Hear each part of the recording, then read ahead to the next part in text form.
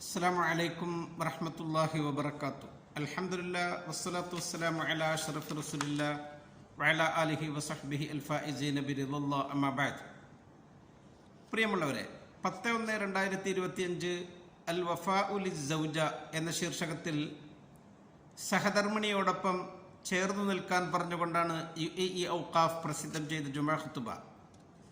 നമ്മുടെ പ്രിയ പത്നിമാർ നമുക്ക് ഏറെ വേണ്ടപ്പെട്ടവരാണ്. നമ്മുടെ അരുമ മക്കളുടെ മാതാക്കൾ. അവർ ഒരു പുതിയ തലമുറയെ വളർത്തി വലുതാക്കുകയാണ്. വീടിൻ്റെ നെടും തൂണും വെളിച്ചവും ആണവർ. അവരെ നാം എപ്പോഴും പരിഗണിക്കണം. അവർ നമുക്ക് ശാന്തിയും സമാധാനവും തരുന്നവരാണ്. അവർ ആശ്വാസത്തിൻ്റെ ഇടങ്ങളാണ് എന്നാണ് ഖുർആൻ പറയുന്നത്.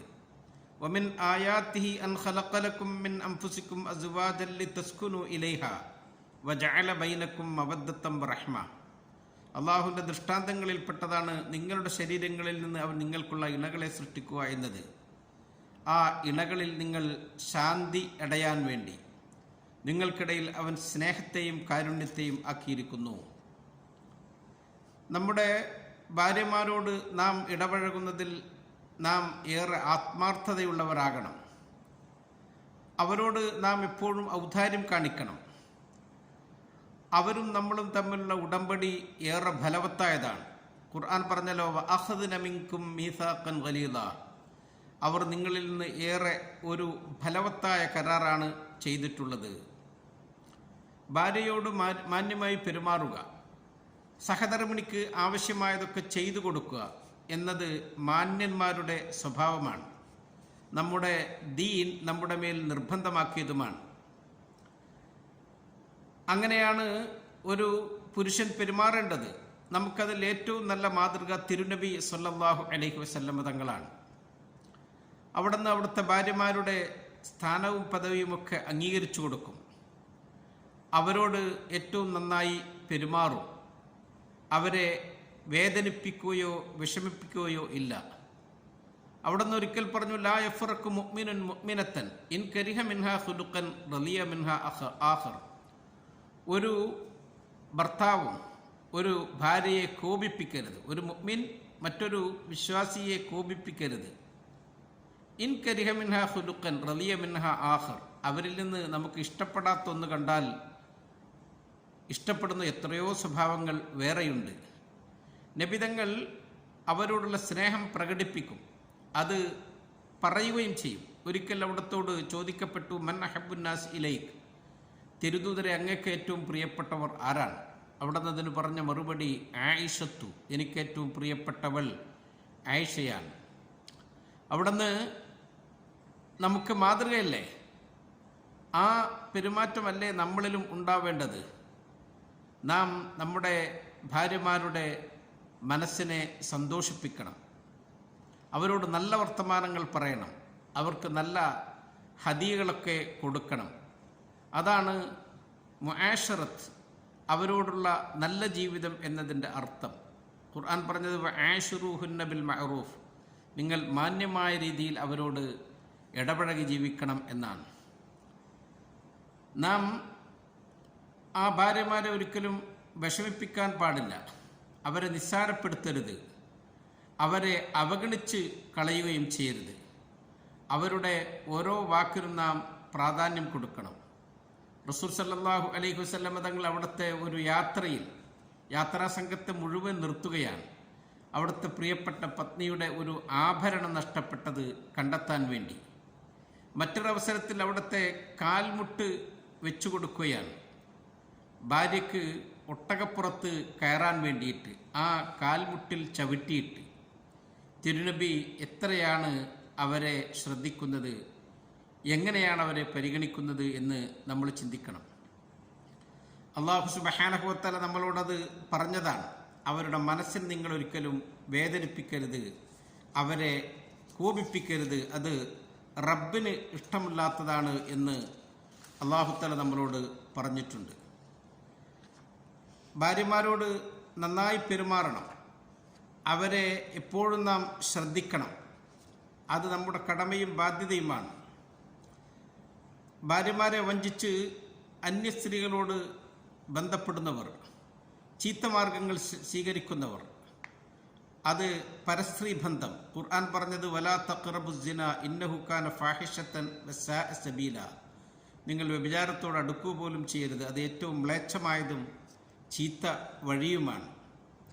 ഭർത്താവ് ഭാര്യയെ പരിഗണിക്കുന്നുണ്ട് എന്നതിൽപ്പെട്ടതാണ് അവൾക്ക് വിഷമം വരുന്ന സന്ദർഭത്തിൽ അവളോടൊപ്പം നിൽക്കുക. രോഗിയാകുമ്പോൾ അവരെത്രയാണ് നമുക്ക് വേണ്ടിയിട്ടൊക്കെ പ്രയാസങ്ങൾ അനുഭവിക്കുന്നത്. ഗർഭധാരണത്തിൽ, പ്രസവത്തിൽ, മക്കളെ വളർത്തി വലുതാക്കുന്നതിൽ, ഭർത്താവിനെ വേണ്ടുന്ന കാര്യങ്ങൾ ചെയ്തു കൊടുക്കുന്നതിൽ എത്ര രാത്രികളാണ് അവർ നിദ്രാവിഹീനകളായത്. അതുകൊണ്ട് അവരെ നാം എപ്പോഴും ശ്രദ്ധിക്കണം. ചിലർ അങ്ങനെയല്ല. ഭാര്യ രോഗിയായാൽ അവളെ അവഗണിച്ചു കളയും. അവൾ പ്രായമായാൽ അവളെ മാറ്റി നിർത്തും. ചിലപ്പോൾ ത്വലാഖിലേക്ക് തന്നെ അവർ ധൃതി കാണിക്കും. അവരെ ഏറ്റവും പരിഗണിക്കുകയും ശ്രദ്ധിക്കുകയും ചെയ്യുന്ന ആ സമയത്ത് നാം കാണിക്കുന്ന അവഗണന അവരുടെ മനസ്സിനെ എത്രമാത്രം വേദനിപ്പിക്കും എന്ന് നമ്മൾ ചിന്തിക്കണം. ഇത് മഹാനായ ഉസ്മാൻ ഇബ്നു അഫ്ഫാൻ റളിയല്ലാഹു അൻഹു ആണ്. ഭാര്യ രോഗിയായപ്പോൾ ആ ഭാര്യയുടെ പരിചരണത്തിനും ശുശ്രൂഷക്കും വേണ്ടി അവർ കൂടെ നിൽക്കുകയാണ്. നബിതങ്ങൾ അവരെ പ്രോത്സാഹിപ്പിച്ചു. എന്നിട്ട് അവരോട് പറഞ്ഞു, നിനക്ക് അതിന് വലിയ പ്രതിഫലം കിട്ടും കേട്ടോ എന്ന്. ഒന്നിലധികം ഭാര്യമാരുള്ളവർ, 2, 3, 4 ഒക്കെ ഉള്ളവർ, ആ ഭാര്യമാർക്കിടയിൽ നീതിയോടുകൂടെ പെരുമാറണം. അത് റബ്ബ് നമ്മളോട് കൽപ്പിച്ചതാണ്. ഒരാളെ മാത്രം പരിഗണിച്ച് മറ്റുള്ളവരെ മുഴുവനും അവഗണിക്കുന്നത് നമ്മിൽ നിന്നൊരിക്കലും ഉണ്ടാകാൻ പാടില്ല. ഫലാ തമീലു കുല്ലൽ മൈലി ഫതദറുഹാ കൽ മുഅല്ലഖ. നിങ്ങൾ ഒരു ഭാര്യയിലേക്ക് മാത്രം ചാഞ്ഞു നിന്ന് മറ്റുള്ളവരെ അവഗണിക്കൽ അതൊരിക്കലും പാടില്ലാത്തതാണ്. അത് അക്രമമാണ് എന്ന് അല്ലാഹു തആല പറയുകയാണ്. അവർക്ക് തിരുനബി മുന്നറിയിപ്പ് നൽകി. യഅ്തി യൗമൽ ഖിയാമത്തി അഹദു ശിഖൈഹി മാഇൽ.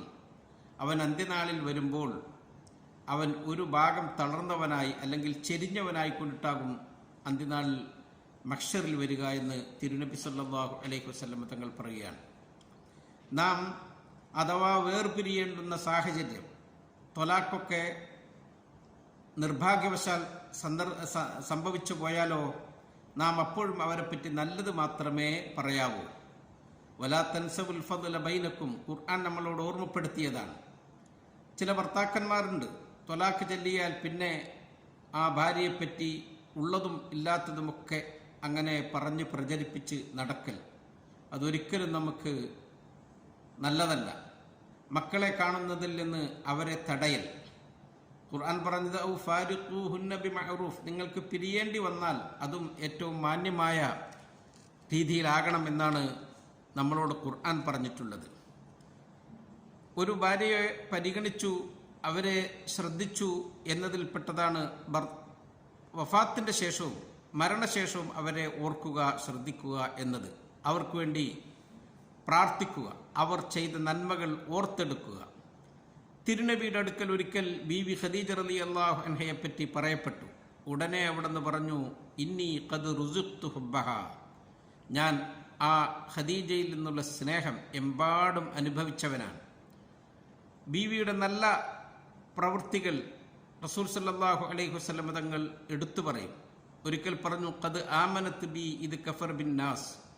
ജനങ്ങൾ എന്നെ അവിശ്വസിച്ചപ്പോൾ മഹദി എന്നിൽ വിശ്വസിച്ചു. വസദ്ദഖത്നി ഇത് കദ്ദബനിൻ നാസ്. ജനങ്ങളൊക്കെ എന്നെ കളവാക്കിയപ്പോൾ ബീവി എന്നെ വാസ്തവമാക്കി. വവാസത്തിനി ബിമാലിഹ ഇത് ഹറമനിൻ നാസ്. എനിക്ക് ഒരു ചില്ലിക്കാശും ഇല്ലാത്ത സന്ദർഭത്തിൽ അവരുടെ സമ്പത്ത് കൊണ്ട് അവർ എന്നെ ചേർത്തു പിടിച്ചു. വറസഖനില്ലാഹു അസ്സ വജല്ല വലദഹ ഇത് ഹറമനി ഔലാദൻ നിസാ. മറ്റു ഭാര്യമാരിൽ നിന്നും എനിക്ക് സന്താനങ്ങളില്ലാത്തപ്പോൾ അള്ളാഹു എനിക്ക് മക്കളെ തന്നത് ഖദീജയിൽ നിന്നാണ്. റസൂൽ സല്ലല്ലാഹു അലൈഹി വസല്ലമ തങ്ങൾ അവരുടെ കൂട്ടുകാരികളെ വഫാത്തിന് ശേഷവും പരിഗണിക്കും, സൽക്കരിക്കും. അവർക്ക് ആടിനറുത്തിട്ട് അവിടുന്ന് എത്തിച്ചു കൊടുക്കും. എന്നിട്ട് അവിടുന്ന് പറയും, ഇന്ന ഹുസ്നുൽ അഹദി മിനൽ ഈമാൻ. ഉടമ്പടികൾ നന്നാക്കൽ അത് വിശ്വാസത്തിൽപ്പെട്ടതാണ് എന്ന്. നാം തിരുനബി സല്ലല്ലാഹു അലൈഹി വസല്ലമ തങ്ങളെ മാതൃകയാക്കണം. അവിടുത്തെ ജീവിതം നമ്മൾ ഉൾക്കൊള്ളണം. നാം ഭാര്യമാരോട് ഏറ്റവും മാന്യമായി പെരുമാറണം. അവർ സ്വർഗത്തിലും നമ്മുടെ ഇണയാകണം. ഖുർആൻ പറഞ്ഞല്ലോ, ജന്നാത്തു അദ്നിൻ യദ്ഖുലൂനഹ വമൻ സ്വലഹ മിൻ ആബാഇഹിം വഅസ്വാജിഹിം വദുർരിയാതിഹിം. അള്ളാഹു അനുഗ്രഹിക്കട്ടെ, നമുക്ക് സന്തോഷമുള്ള കുടുംബജീവിതം നൽകട്ടെ, നമ്മുടെ ഭാര്യമാർക്ക് അള്ളാഹു എല്ലാ ഖൈറും ചൊരിഞ്ഞു കൊടുക്കട്ടെ എന്ന് ദുആ ചെയ്ത് നിർത്തുന്നു. അസ്സലാമു അലൈക്കും വറഹ്മത്തുള്ളാഹി വബറകാതുഹു.